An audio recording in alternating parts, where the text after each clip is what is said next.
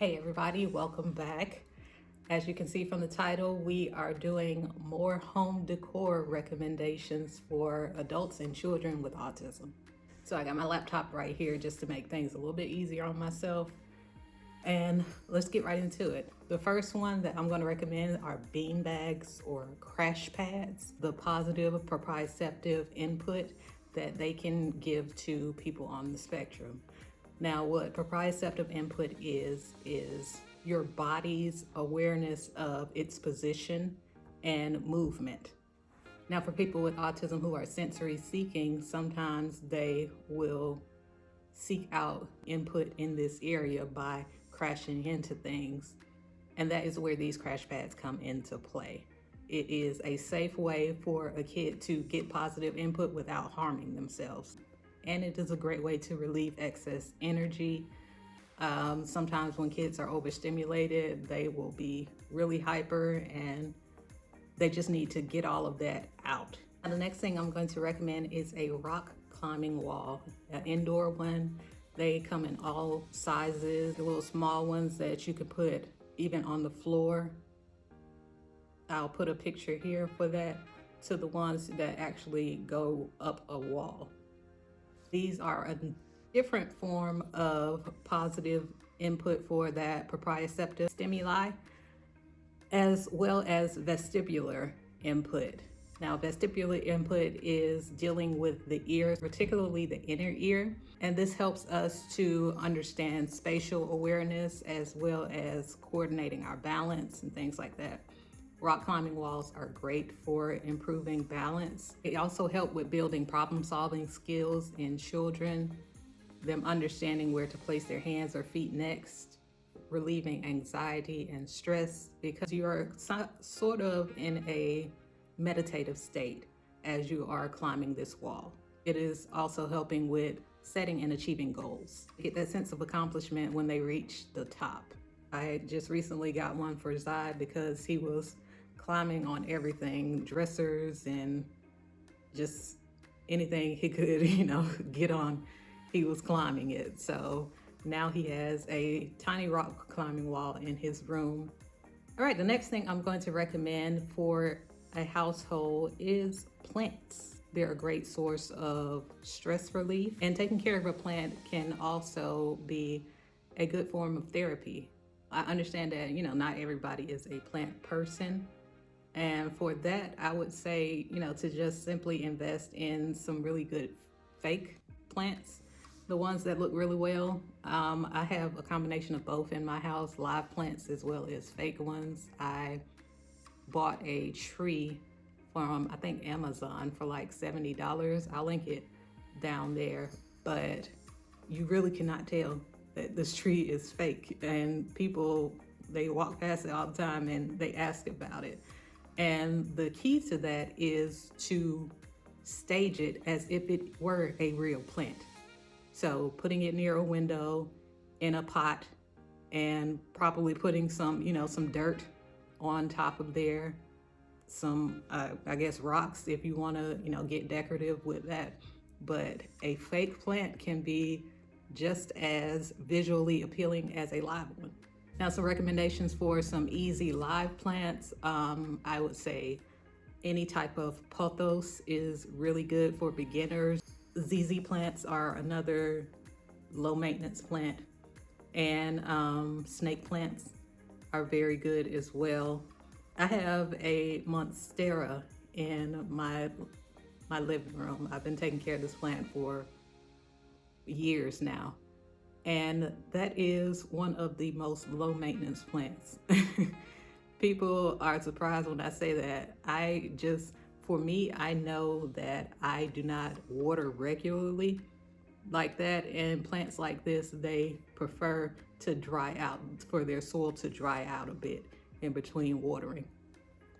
So it's also important with plants to know your habits, know the type of person you are. If you overwater plants, then I would say get some plants that can withstand, frequent watering. But plants are very nice for any household. My youngest son, he loves, running past my plants, seeing the lights coming through the leaves and stuff like that. He likes touching the leaves. And my oldest son, he has gotten a little bit into, gardening. He likes repotting the plants, so I let him do that. All right, moving on. The next thing I'm going to recommend for the house is a communication board. We have a lot of them throughout our house. My husband uses them. My oldest son uses them. We keep them on the refrigerator, in offices, and I have like a small one over that I keep track of my assignments because I'm in grad school right now, so keeping track of my due dates there. But for my oldest son, Isaiah, communication boards have been a very good way for him to establish independence. We started out with just daily getting ready tasks for him, waking up, washing his face, brushing his teeth, putting on deodorant before school, and he would check off whenever he had finished any of this. And we had the morning routine as well as the nighttime routine. As he got older, it evolved, and we started including his schedules for speech therapy when he was doing some his internship at the art studio that he worked at. We would have his work schedule on there, or if he was going to anything else throughout the week, we would always put all of his schedule for the week on his communication board in his office, and that helped keep him on schedule for everything. So communication boards are really good. It helps me and my husband to communicate. We are both neurodivergent, so communication does sometimes, lack with us. And that's where the refrigerator communication board comes into play. Just a regular shopping list or a to-do list, stuff like that. And when he is done with that, he'll just erase it. This next category is a list of things that I'm just going to group together. And these are things that make independent cleaning easier. First thing I'm going to recommend is an automatic soap dispenser or hand sanitizer.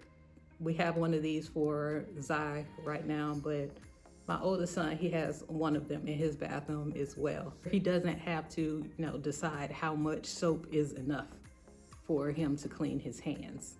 My youngest son, he gets into a lot of stuff, and he's also potty training right now, and you can honestly never have clean enough hands with, a toddler potty training. So hand and soap dispensers, the automatic ones, if you can find those, are great. The next thing is those little Tide Pods. These make it easier. Again, like with the hand soap thing, when it comes to laundry, it takes that guesswork out of how much laundry detergent to use. If you don't want to use the Tide Pods, there's also this little thing here that I found is called an Eco Ball. This is the Eco laundry ball that we have here, and you just fill it up one time, and whenever you need to use it, just throw the whole ball into the laundry and it'll dispense. And this is helping my oldest son where he's able to do his own laundry without us helping. All right, so the next thing I would recommend are flushable wipes, to keep those in the bathroom for when they got to do number 2. It's a process of teaching kids how to, wipe properly. And there are some videos online, but I'll probably do one where how I taught my son to wipe properly using peanut butter. But flushable wipes, they are a good way of getting clean down there. The only thing is they are not biodegradable, and from what I hear, they aren't really flushable. So you kind of take that risk of it clogging up your toilet, and it's not good for the environment. So another thing that I would say is to work towards, them learning to use a bidet. The next thing I'm going to recommend is a mount in the shower to hold a phone. This has come in handy for my son because he likes to watch his shows while he's in the shower. And I don't have a problem with it because he's in there longer, so I feel like it's more likely that he's getting clean. And he's not just hopping in and hopping out real quick like, you know, boys tend to do. This little mount case here, it is waterproof, so you can put your phone in there. You can also tap the screen for your phone, so you're still able to do things on your phone. And so we also have a shower radio. So that's another thing that I would recommend for people with autism. Sometimes music in the shower, you know, autistic people, we like our music. So, and maybe that's just people in general, I don't know. But a good shower radio. Next thing is a quiet vacuum. This is really helpful now for Zai because he is very hypersensitive when it comes to loud noises. So we bought a quiet vacuum to be able to vacuum while he's around. It also helps for my oldest son. When he was learning to clean his room on his own, he would have to wear headphones when he would vacuum his carpet. So now he doesn't have to do that. They have like the quiet vacuums. There's a lot of different brands, and I'll link some of them down below for you. Next thing I'm going to say is a Swiffer mop. It is less messy, even though I actually prefer like the traditional mops. I just feel like they do a better job of cleaning. But for my son, while he's learning to clean on his own, we do have a Swiffer mop, which is just easier for him to mop the floors with, and we don't have to worry about him messing with, you know, any chemicals or stuff like that. And the last thing is going to be these little microfiber rags. I got these at TJ Maxx, but you can also find them at pretty like hardware stores or Walmart. Some people use them for washing cars or cleaning countertops and stuff like that. But I use them for my son. They're pretty much the only rag that he'll let me clean his face with. Really soft. I'll link these down below too. But that is all I have for today. I'll see you all in the next video. Bye.